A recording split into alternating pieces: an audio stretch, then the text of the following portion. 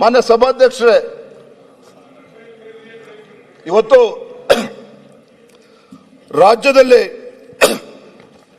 ಅಹಿಂದ ಹೆಸರು ಹೇಳಿಕೊಂಡು ಇವತ್ತು ಕಾಂಗ್ರೆಸ್ ಸರ್ಕಾರ ಅಧಿಕಾರಕ್ಕೆ ಬಂದಿದೆ. ಹಾಗಾಗಿ ಸಾಕಷ್ಟು ನಿರೀಕ್ಷೆಗಳು ಆ ಅಹಿಂದ ಸಮುದಾಯಗಳ ಮಧ್ಯೆ ಹುಟ್ಟಾಕಿರ್ತಕ್ಕಂಥದ್ದು ಸತ್ಯ.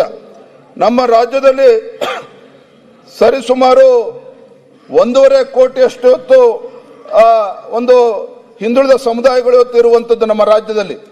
ಈ ಸಮುದಾಯಗಳಿಗೆ ನೇಕಾರ ಇರ್ಬೋದು, ಮಡಿವಾಳರು ಇರ್ಬೋದು, ದೇವಂಗ ಸಮಾಜ ಇರ್ಬೋದು, ವಿಶ್ವಕರ್ಮ ಸಮಾಜ ಇರ್ಬೋದು, ಹಡಪದ ಅಪ್ಪಣ್ಣ ಸಮಾಜ ಇರ್ಬೋದು, ಗಾಣಿಗ ತಿಗಳ ನೇಕಾರರು ಈಡಿಗರು ಇರ್ಬೋದು, ಅಥವಾ ಹಾಲು ಮತಸ್ಥ ಸಮಾಜ ಇರ್ಬೋದು. ಈ ಸಮುದಾಯದ ಯುವ ಜನಾಂಗಕ್ಕೆ ಒಂದು ಶಕ್ತಿಯನ್ನು ತುಂಬುವಂತ ಕೆಲಸ ಮಾಡಬೇಕು ಅಂತೇಳಿ ಅನೇಕ ನಿಗಮಗಳನ್ನ, ಅಂದ್ರೆ ಹಿಂದಿನ ಭಾರತೀಯ ಜನತಾ ಪಾರ್ಟಿ ಸರ್ಕಾರ ಇದ್ದಾಗ ನಿಗಮಗಳನ್ನ ಸ್ಥಾಪನೆ ಮಾಡಿ ಅವಕ್ಕೆ ಅನುದಾನವನ್ನು ಕೊಡುವಂತ ಕೆಲಸವನ್ನ ಹಿಂದಿನ ಬಿಜೆಪಿ ಸರ್ಕಾರ ಮಾಡಿತ್ತು, ಯಡಿಯೂರಪ್ಪನ ರಾಜ್ಯದ ಮುಖ್ಯಮಂತ್ರಿಗಳಿದ್ದಾಗ. ಇವತ್ತು ಸನ್ಮಾನ್ಯ ಸಿದ್ದರಾಮಯ್ಯನವರು ಅಹಿಂದ ಒಬ್ಬ ನಾಯಕ ಅಂತೇಳಿ ಅನಿಸ್ಕೊಂಡಿರ್ತಕ್ಕಂಥ ಮಾನ್ಯ ಸಿದ್ದರಾಮಯ್ಯನವರು ಒಬ್ಬ ಅನುಭವಿ ಮುಖ್ಯಮಂತ್ರಿಗಳಿದ್ದಾರೆ. 17ನೇ ಬಜೆಟ್ ಅನ್ನ ಮಂಡನೆ ಮಾಡ್ತಾ ಇದ್ದಾರೆ. ಇವತ್ತು ಈ ಅಹಿಂದ ಸಮುದಾಯಗಳ ಪರಿಸ್ಥಿತಿ ಏನಾಗಿದೆ ಮಾನ್ಯ ಸಭಾಧ್ಯಕ್ಷರು ಅಂತ ಹೇಳಿದ್ರೆ, ಹಿಂದೆ ಬಿಜೆಪಿ ಸರ್ಕಾರ ಏನು ಅನುದಾನವನ್ನ ಕೊಟ್ಟಿದ್ರು ಎಲ್ಲ ಸಮುದಾಯಗಳ ಒಂದು ಅಭಿವೃದ್ಧಿಯ ನಿಗಮಗಳೇನಿದ್ದವು, ಈ ಸರ್ಕಾರ ಬಂದ್ಮೇಲೆ, ಕಾಂಗ್ರೆಸ್ ಸರ್ಕಾರ ಬಂದ್ಮೇಲೆ, ಹಿಂದೆ ಬಿಜೆಪಿ ಸರ್ಕಾರ 100 ರೂಪಾಯಿ ಕೊಡ್ತಾ ಇದ್ರೆ ಈ ಸರ್ಕಾರ ಬಂದ್ಮೇಲೆ 50 ರೂಪಾಯಿ ಕೊಡ್ತಾ ಇದೆ. 50 ರೂಪಾಯಿಲೂ ಕೂಡ ಬರೀ 50% ಹಣವನ್ನ ಬಿಡುಗಡೆ ಮಾಡಿರ್ತಕ್ಕಂಥದ್ದು. ಅಂದ್ರೆ ಇದರ ಪರಿಣಾಮ ಏನಾಗಿದೆ ಅಂತ ಹೇಳಿದ್ರೆ, ಈ ಸಮುದಾಯಗಳಿಗೆ, ಹಿಂದುಳಿದ ಸಮುದಾಯಗಳಿಗೆ ಆನೆ ಹೊಟ್ಟೆಗೆ ಅರೆಕಾಸಿನ ಮಜ್ಜಿಗೆ ಅನ್ನೋ ರೀತಿಯಲ್ಲಿ ಯಾವುದೇ ಒಂದು ಅನುದಾನ ಬರದೇನೆ ಇವತ್ತು ಈ ಸಮುದಾಯಗಳು ಅನ್ಯಾಯ ಆಗ್ತಾ ಇರ್ತಕ್ಕಂಥದ್ದು ನಾವೆಲ್ಲರೂ ಕೂಡ ನೋಡ್ತಾ ಇದ್ದೇವೆ. ಒಂದ್ ರೀತಿ ಕಾಂಗ್ರೆಸ್ ಪಕ್ಷ ಸ್ವಾತಂತ್ರ್ಯ ನಂತರದಲ್ಲಿ ಯಾವ ರೀತಿ ಅಹಿಂದ ಸಮುದಾಯಗಳನ್ನ ಬಳಸಿಕೊಂಡು ಒಂದ್ ರೀತಿ ಈ ಸಮುದಾಯಗಳನ್ನ ವೋಟ್ ಬ್ಯಾಂಕ್ ಆಗಿ ಪರಿವರ್ತನೆ ಮಾಡಿಕೊಂಡಿದೆಯೇ ವಿನಃ ಇವರಿಗೆ ಯಾವುದೇ ರೀತಿ ಅನುದಾನವನ್ನು ಕೊಟ್ಟು ಆ ಸಮುದಾಯದಲ್ಲಿರ್ತಕ್ಕಂಥ ಯುವ ಪೀಳಿಗೆಗೆ ಪ್ರೋತ್ಸಾಹನ ಮಾಡೋದನ್ನ ಬಿಟ್ಟು ಯಾವ ಆದ್ಯತೆಯನ್ನು ಕೂಡ ನೀಡದೇ ಇರತಕ್ಕಂಥದ್ದು ಬಹಳ ದುರಂತ ಅಂತ ಹೇಳಿ ನಾನು ಈ ಸಂದರ್ಭದಲ್ಲಿ ಹೇಳ್ತೇನೆ. ಮೊನ್ನೆ ಸಭಾಧ್ಯಕ್ಷರೇ, ಈ ನಿಗಮಗಳೇನು ಸ್ಥಾಪನೆ ಆಗಿದ್ದಾವೆ, ಇದರ ಕಾರ್ಯವೈಖರಿ ಆಗಲಿ, ನಿಗದಿಪಡಿಸಿರ್ತಕ್ಕಂಥ ಫಲಾನುಭವಿಗಳ ಸಂಖ್ಯೆನ ನೀವು ನೋಡಿದ್ರೆ ಗೊತ್ತಾಗ್ತದೆ. ಕೇವಲ ಈ ಸರ್ಕಾರ, ಕಾಂಗ್ರೆಸ್ ಸರ್ಕಾರ ಮೂಗಿಗೆ ತುಪ್ಪ ಹಚ್ಚುವಂತ ಕೆಲಸ ಮಾಡಿದ್ದಾರೆ ವಿನಃ ಯಾವುದೇ ಒಂದು ನ್ಯಾಯ ಕೊಡುವಂತ ಕೆಲಸ ಮಾಡಿಲ್ಲ. ಇವತ್ತು ಆ ಸಮುದಾಯದ ಜನರು ಇವತ್ತು ಕೇಳ್ತಾ ಇದ್ದಾರೆ, ಯಾವ ಪುರುಷಾರ್ಥಕ್ಕೋಸ್ಕರ ಇವತ್ತು ನಿಗಮಗಳು ಹಾಗೆ ಉಳಿಸ್ಕೊಂಡಿದ್ದಾರೆ ಅದನ್ನು ಕೂಡ ಮುಚ್ಚಾಕ್ಲಿ ಅನ್ನೋ ಮಾತನ್ನ ಮಾನ್ಯ ಸಭಾಧ್ಯಕ್ಷ ಮಾತನಾಡ್ತಾ ಇದ್ದಾರೆ. ಮಾನ್ಯ ಸಭಾಧ್ಯಕ್ಷರೇ, ನಾನು ಹಿಂದೆ ಬಿಜೆಪಿ ಸರ್ಕಾರ ಇದ್ದಾಗ ಜನಸಂಖ್ಯೆ ಆಧಾರದ ಮೇಲೆ ಈ ಸಮುದಾಯಗಳಿಗೆ ನಿಗಮಗಳನ್ನು ಸೃಷ್ಟಿ ಮಾಡೋದಕ್ಕೆ ಅನುದಾನ ಕೊಡುವಂತ ಕೆಲಸ ಮಾಡಿದ್ರು. ದೇವರಾಜ್ ಅರಸ್ ಹಿಂದುಳಿದ ಅಭಿವೃದ್ಧಿ ನಿಗಮ, ಒಂದು ನಿಮಿಷ, ದೇವರಾಜ್ ಅರಸ್ ಹಿಂದುಳಿದ ಅಭಿವೃದ್ಧಿ ನಿಗಮ ಹಿಂದೆ ಬಿಜೆಪಿ ಸರ್ಕಾರ ಇದ್ದಾಗ 190 ಕೋಟಿ ಅನುದಾನ ನಿಗದಿಪಡಿಸಿದ್ರೆ 190 ಕೋಟಿನೂ ಕೂಡ ಬಿಡುಗಡೆ ಮಾಡಿ ಆ ಸಮುದಾಯಕ್ಕೆ ನ್ಯಾಯ ಕೊಟ್ಟಿರುವಂತದ್ದು.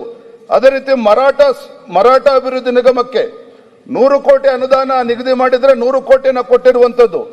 ವಿಶ್ವಕರ್ಮ ಅಭಿವೃದ್ಧಿ ನಿಗಮಕ್ಕೆ 25 ಕೋಟಿ ನಿಗದಿ ಮಾಡಿದ್ರೆ 25 ಕೋಟಿ ಕೊಟ್ಟಿದ್ದಾರೆ. ನಿಜ ಶರಣ ಅಂಬಿಗರ ಚೌಡಯ್ಯ ಅಭಿವೃದ್ಧಿ ನಿಗಮ 15 ಕೋಟಿ ನಿಗದಿ ಮಾಡಿದ್ರೆ 15 ಕೋಟಿ ಕೊಟ್ಟಿದ್ದಾರೆ. ಮಡಿವಾಳ ಮಾಚಿದೇವ 15 ಕೋಟಿ ಹೇಳಿದ್ರೆ 15 ಕೋಟಿ ಕೊಟ್ಟಿದ್ದಾರೆ. ಒಟ್ಟಾರೆಯಾಗಿ ಹಿಂದಿನ ಬಿಜೆಪಿ ಸರ್ಕಾರದಲ್ಲಿ ಈ ಸಮುದಾಯಗಳಿಗೆ, ಹಿಂದುಳಿದ ಸಮುದಾಯಗಳಿಗೆ 576 ಕೋಟಿ ವಿವಿಧ ಬೋರ್ಡ್ಗಳಿಗೆ ಕೊಟ್ಟಿದ್ರೆ, ನಿಗದಿ ಮಾಡಿದ್ರೆ 576 ಕೋಟಿನೂ ಕೂಡ ಮಾನ್ಯ ಸಭಾಧ್ಯಕ್ಷ ಬಿಡುಗಡೆ ಮಾಡಿದ್ದಾರೆ. ಆದ್ರೆ 2023-24 ಈ ಕಾಂಗ್ರೆಸ್ ಸರ್ಕಾರ ಬಂದ ಮೇಲೆ ದೇವರಾಜ ಅರಸ್ ನಿಗಮಕ್ಕೆ 100 ಕೋಟಿ ರೂಪಾಯಿ ಹೇಳಿದ್ರೆ ಕೇವಲ ಬಿಡುಗಡೆ ಮಾಡಿರ್ತಕ್ಕಂಥದ್ದು 50 ಕೋಟಿ, ಅದರಲ್ಲಿ ವ್ಯಯ ಆಗಿರ್ತಕ್ಕಂಥದ್ದು ಕೇವಲ 50% ಮಾತ್ರ. ಅದೇ ರೀತಿ ಮರಾಠ ಸಮುದಾಯಕ್ಕೆ 50 ಕೋಟಿ ಹೇಳಿದ್ರೆ 25 ಕೋಟಿ ಕೊಟ್ಟಿದ್ದಾರೆ. ಅಲೆಮಾರಿ ಅಭಿವೃದ್ಧಿ ನಿಗಮಗಳಿಗೆ 12 ಕೋಟಿ ಕೊಟ್ಟು ಅದರಲ್ಲಿ 6 ಕೋಟಿ ಮಾತ್ರ ರಿಲೀಸ್ ಮಾಡಿದ್ದಾರೆ.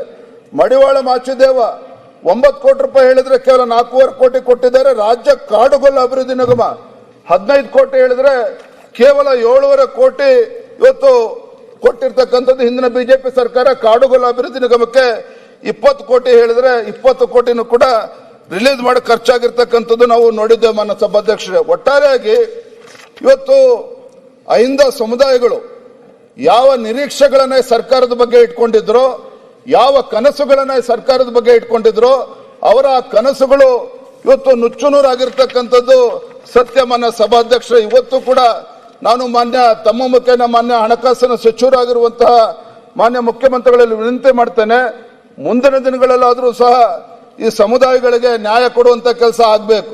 ಇವತ್ತು ಗಂಗಾ ಕಲ್ಯಾಣ ಯೋಜನೆ ಆಗಲಿ, ಸ್ವಯಂ ಉದ್ಯೋಗ ಯೋಜನೆ ಆಗಲಿ, ಇವೆಲ್ಲವೂ ಕೂಡ ಕೇವಲ ಮೂಗಿಗೆ ತುಪ್ಪ ಹಚ್ಚುವಂತ ಕೆಲಸ ಆಗಿದೆ ಹೊರತು ಇವತ್ತು ಯಾರಿಗೂ ಕೂಡ ಅದು ಅನುಕೂಲ ಆಗ್ತಾ ಇಲ್ಲ ಅನ್ನೋ ಮಾತನ್ನ ಮಾನ್ಯ ಸಭಾಧ್ಯಕ್ಷ ಸಂದರ್ಭದಲ್ಲಿ ಹೇಳೋದಕ್ಕೆ ಇಚ್ಛಪಡ್ತೇನೆ.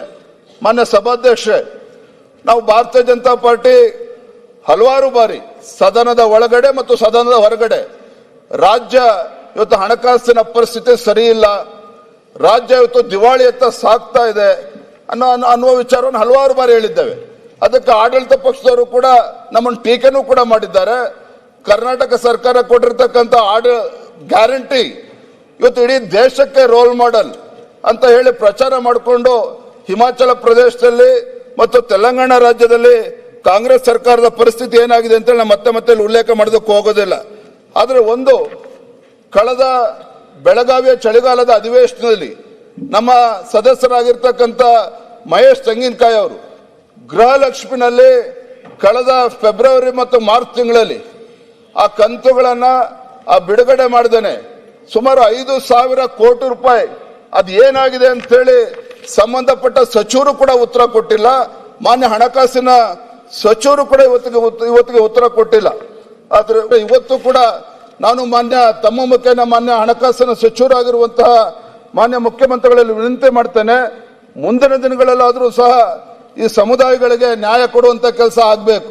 ಇವತ್ತು ಗಂಗಾ ಕಲ್ಯಾಣ ಯೋಜನೆ ಆಗಲಿ, ಸ್ವಯಂ ಉದ್ಯೋಗ ಯೋಜನೆ ಆಗಲಿ, ಇವೆಲ್ಲವೂ ಕೂಡ ಕೇವಲ ಮೂಗಿಗೆ ತುಪ್ಪ ಹಚ್ಚುವಂತ ಕೆಲಸ ಆಗಿದೆ ಹೊರತು ಇವತ್ತು ಯಾರಿಗೂ ಕೂಡ ಅದು ಅನುಕೂಲ ಆಗ್ತಾ ಇಲ್ಲ ಅನ್ನೋ ಮಾತನ್ನ ಮಾನ್ಯ ಸಭಾಧ್ಯಕ್ಷ ಸಂದರ್ಭದಲ್ಲಿ ಹೇಳೋದಕ್ಕೆ ಇಚ್ಛಪಡ್ತೇನೆ.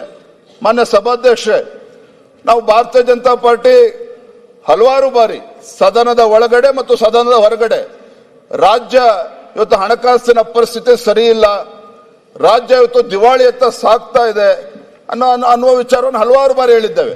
ಅದಕ್ಕೆ ಆಡಳಿತ ಪಕ್ಷದವರು ಕೂಡ ನಮ್ಮನ್ನು ಟೀಕೆನೂ ಕೂಡ ಮಾಡಿದ್ದಾರೆ. ಕರ್ನಾಟಕ ಸರ್ಕಾರ ಕೊಟ್ಟಿರ್ತಕ್ಕಂಥ ಗ್ಯಾರಂಟಿ ಇವತ್ತು ಇಡೀ ದೇಶಕ್ಕೆ ರೋಲ್ ಮಾಡೆಲ್ ಅಂತ ಹೇಳಿ ಪ್ರಚಾರ ಮಾಡಿಕೊಂಡು ಹಿಮಾಚಲ ಪ್ರದೇಶದಲ್ಲಿ ಮತ್ತು ತೆಲಂಗಾಣ ರಾಜ್ಯದಲ್ಲಿ ಕಾಂಗ್ರೆಸ್ ಸರ್ಕಾರದ ಪರಿಸ್ಥಿತಿ ಏನಾಗಿದೆ ಅಂತ ನಾನು ಮತ್ತೆ ಉಲ್ಲೇಖ ಮಾಡೋದಕ್ಕೆ ಹೋಗೋದಿಲ್ಲ. ಆದರೆ ಒಂದು, ಕಳೆದ ಬೆಳಗಾವಿಯ ಚಳಿಗಾಲದ ಅಧಿವೇಶನದಲ್ಲಿ ನಮ್ಮ ಸದಸ್ಯರಾಗಿರ್ತಕ್ಕಂಥ ಮಹೇಶ್ ತೆಂಗಿನಕಾಯಿ ಅವರು ಗೃಹಲಕ್ಷ್ಮಿನಲ್ಲಿ ಕಳೆದ ಫೆಬ್ರವರಿ ಮತ್ತು ಮಾರ್ಚ್ ತಿಂಗಳಲ್ಲಿ ಆ ಕಂತುಗಳನ್ನ ಬಿಡುಗಡೆ ಮಾಡಿದ್ದೇನೆ ಸುಮಾರು 5,000 ಕೋಟಿ ರೂಪಾಯಿ ಅದು ಏನಾಗಿದೆ ಅಂತ ಹೇಳಿ ಸಂಬಂಧಪಟ್ಟ ಸಚಿವರು ಕೂಡ ಉತ್ತರ ಕೊಟ್ಟಿಲ್ಲ. ಮಾನ್ಯ ಹಣಕಾಸಿನ ಸಚಿವರು ಕೂಡ ಇವತ್ತಿಗೆ ಉತ್ತರ ಕೊಟ್ಟಿಲ್ಲ. ಆದ್ರೆ